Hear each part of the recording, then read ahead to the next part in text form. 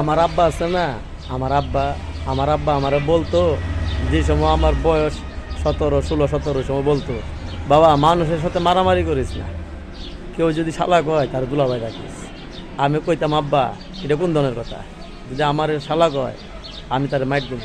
কয় না না, মানুষের যদি শালা কয় তুমি তার দুলাভাই রাখবা। তো ওই সময় আব্বার কথা বুঝতাম না, কথা বুঝছেন? ওই সময় মনে করেন আব্বার কথা বুঝতাম না। আব্বার কইতাম যে না, আমার কেউ বকা দিতে পারবো না, আমার বকা দিলে তার খবর আছে। এখন আবার আমার মনে করেন পোলাবান হয়ে গেছে, বিয়ে শাদী করছি, এখন আমার জীবন যুদ্ধ চলন লাগে।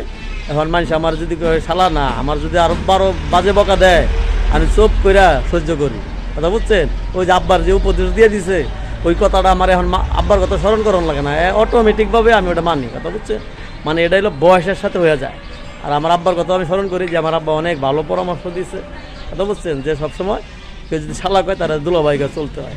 এ ভাই আমরা গরিব মানুষ, আমাকে আর গরিব আর বড় লোক বলতে কথা না, মেন কথা হলো মাথা ঠান্ডা রাখা চলাই ভালো, কথা বুঝছেন? এখানে আব্বার কথা আমার অনেক স্মরণ হয়।